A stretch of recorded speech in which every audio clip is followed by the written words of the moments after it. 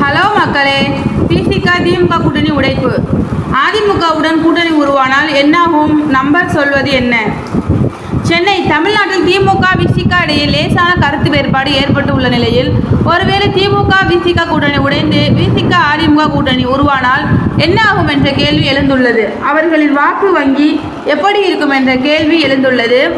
சென்னையில் பகுஜன் சமாஜ் கட்சி மாநில தலைவர் ஆம்ஸ்ட்ராங் கொலை செய்யப்பட்டுள்ளார். படுகொலை செய்யப்பட்ட பகுஜன் சமாஜ் கட்சி மாநில தலைவர் ஆம்ஸ்ட்ராங்கின் உடலை பெரம்பூரில் உள்ள கட்சி அலுவலகத்தில் அடக்கம் செய்ய அனுமதி கோரும் வழக்கு நேற்று சென்னை உயர்நீதிமன்றத்தில் நடந்தது. இதையடுத்து அவரின் உடன் நேற்று திருவள்ளூர் அடக்கம் செய்யப்பட்டது.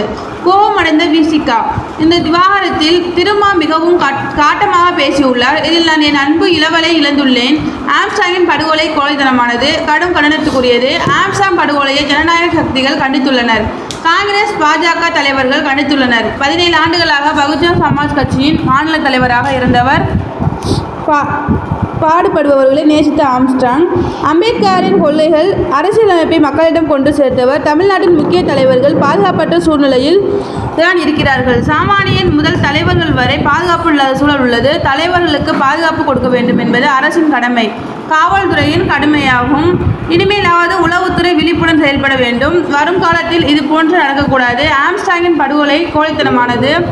அவரது கொலையில் உண்மையான குற்றவாளிகள் இன்னும் கைது செய்யப்படவில்லை என்பதுதான் உண்மை என கூறியுள்ளார்.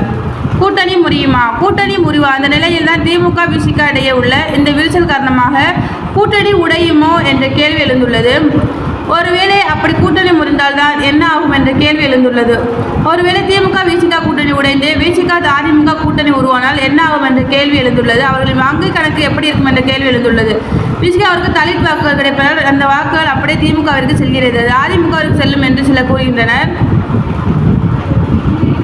2016 சட்டசபை தேர்தல் அடிப்படையில் விசிகாவின் அதிகாரப்பூர்வ சரிப்பட்ட வாக்குகள் 0.8% திமுகவிற்கு தாலித் வாக்குகள் வட தமிழ்நாட்டில் கிடைக்க காரணம். பாமக எதிர்ப்பு வாக்குகள் விசிகாவுடன் வைத்திருக்கும் கூட்டணி இந்த தாலித் வாக்குகள் திமுகவிற்கு கூடுதலாக வர ஒரு காரணமாக உள்ளது.